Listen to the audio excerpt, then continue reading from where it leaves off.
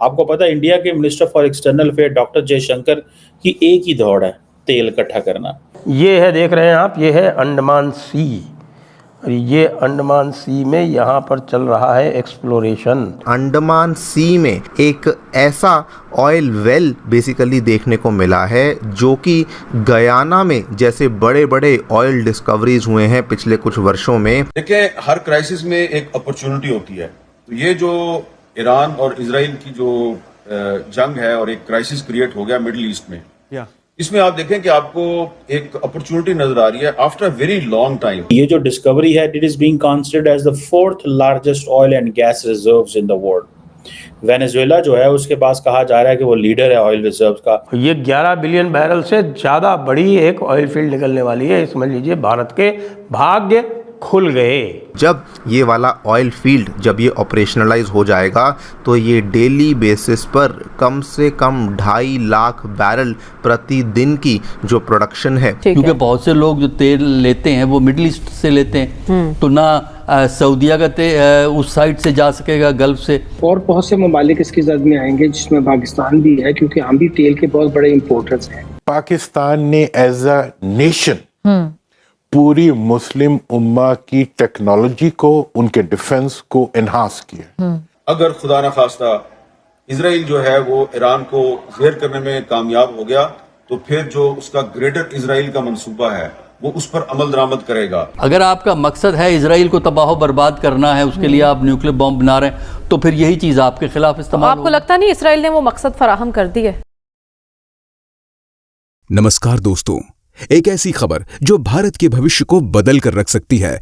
India is on the verge of a $20 trillion game changer. Andaman Sea के अंदर मिला है एक गुयाना सीज्ड ऑयल फील्ड जिसमें छुपी है 22 बिलियन बैरल्स की तेल की दौलत। हाँ, सही सुना आपने, 22 बिलियन बैरल्स। ये डिस्कवरी इतनी बड़ी है कि अगर सब कुछ सही रहा तो भारत दुनिया के टॉप ऑयल प्रोड्यूसर्स में शामिल हो सकता है। अभी तक हम तेल इंपोर्ट करते आए हैं, पर अगर ये प्रोजेक्ट सक्सेसफुल हुआ तो हम एनर्जी इंडिपेंडेंट बन सकते हैं। सस्ता फ्यूल, नए जॉब्स और इकोनॉमी में तेजी का एक नया दौर शुरू हो सकता है। एक्सपर्ट्स का कहना है कि इस डिस्कवरी की वैल्यू तकरीबन $20 ट्रिलियन तक हो सकती है, मतलब भारत के जीडीपी से भी ज्यादा। और सबसे खास बात, ये एरिया चाइना के नजदीक होने के बावजूद इंडियन ज्यूरिसडिक्शन में आता है। तो दोस्तों, क्या भारत बनेगा अगला एनर्जी सुपर पावर? आपका क्या कहना है? कमेंट करके बताएं और लाइक करें, सब्सक्राइब करें और हमारे चैनल को, ताकि आपको मिले ऐसी ही और बड़ी अपडेट्स सबसे पहले। एक बहुत बड़ी फाइंड हुई है, कहाँ? गयाना में। और गयाना आप करीब 6 लाख बैरल पर डे निकालने लगा है और 13 लाख बैरल तक निकालेगा, ऐसी बात हो रही है।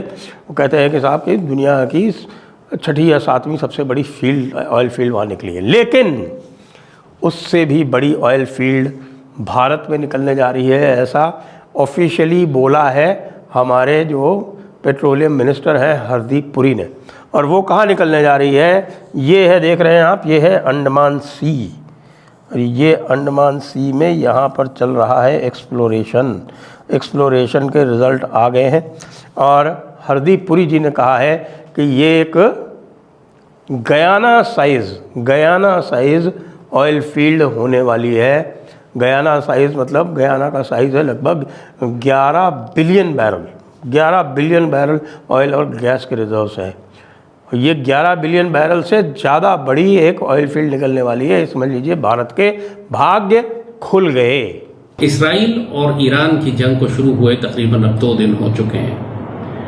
इसराइल के इब्तदाई हमले के बाद के जिसमें एक बहुत बड़ी तादाद में ईरान की अस्करी और एटमी क़यादत मारी गई थी और उनका एयर डिफेंस और डिफेंस इंफ्रास्ट्रक्चर तबाह हुआ था, तो इस वक्त सूरत हाल ये है कि बेशक ईरान शदीद नुकसान उठा रहा है, क्योंकि ईरान के पास एयरफोर्स की शदीद कमी महसूस हो रही है।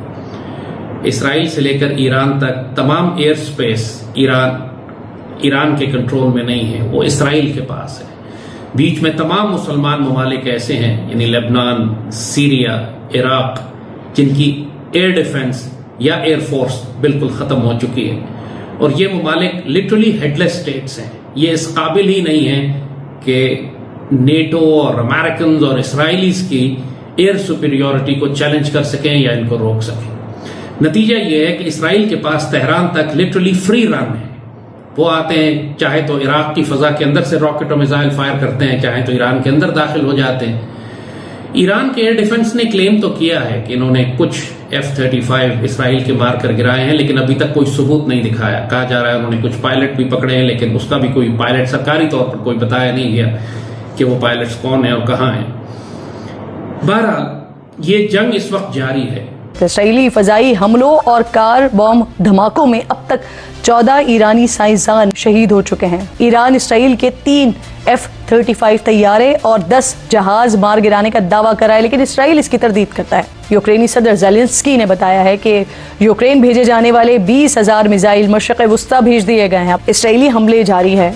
खबरों के मुताबिक इसराइली हमले में तेहरान में शहरान ऑयल डिपो को निशाना बनाया गया है। इसराइली फौज ने ईरान पर जारी फजाई हमलों के दौरान पासदाराने इनकलाब समेत ईरानी अफवाज के 20 से ज़ायद आला फौजी कमांडर्स को निशाना बनाने का दावा किया है, लेकिन ताहाल ईरानी हुकूमत की जानिब से इस दावे की कोई तस्दीक या फिर तरदीद हुई नहीं है। पाकिस्तान ने बहुत खुलकर ऐलान किया है कि वो हर सतह पर ईरान की हिमायत करेगा, चाहे वो अक़वाम मुत्तहिदा में हो, डिप्लोमेटिक हो, सिफारती हो, सियासी हो, इखलाकी हो या अस्करी का जिक्र तो नहीं किया पाकिस्तान ने, लेकिन यकीनी तौर पर यह बात समझ में आती है। हमने पाकिस्तान पर जो उसने हमले किए थे उसका बदला भी लेना है, और वैसे भी इन यहूदियों के साथ मस्जिद अक्सा पर कब्जा करने की वजह से हमारी इनसे खुरेज दुश्मनी है।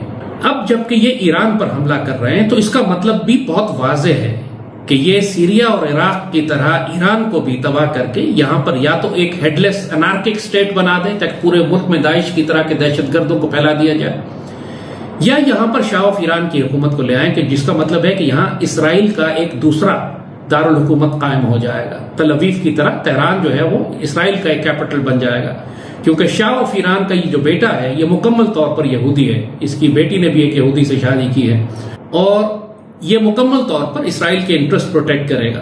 और अगर इस किस्म की एक इसराइल नवाज हुकूमत पाकिस्तान के मगरब में कायम हो जाती है तो ये पाकिस्तान के लिए शदीद तरीन खतरात का बायस होगा। तो बिल्कुल लॉजिकल बात है, हमारी नेशनल सिक्योरिटी का ये तकाजा है कि हम इसराइल को ईरान में दाखिल होने से रोकें। यहाँ तो अंडमान वाले में तो डिक्लेरेशन हो गया, घोषणा कर दी हरदीप पुरी जी ने कि हम अब यहाँ पर इतनी ऑयल और गैस यहाँ में मिलने वाली है कि हम सीधे $4 ट्रिलियन की इकॉनमी जो आज हम हैं, $4 ट्रिलियन की इकॉनमी से सीधे हम छलांग लगाने वाले हैं $20 ट्रिलियन की इकॉनमी पे। सोचिए, $4 ट्रिलियन की इकॉनमी से सीधे $20 ट्रिलियन की इकॉनमी पे। और ये सुन के और जान के आप सोच सकते हैं कि अमेरिका के दिल पे क्या बीत रही होगी, चाइना के दिल पर क्या बीत रही होगी। चाइना जो है उसके पास और सब कुछ है, उसके पास ये ऑयल रिजर्व्स नहीं है। ये ऑयल रिजर्व्स जो है वो रशिया के पास है, इसीलिए कई बार वो कहता रहता है चाइना कि हमारा जो ये ईस्टर्न साइबेरिया वाला इलाका है वो हमारा है और इसको हम रशिया से लेकर रहेंगे।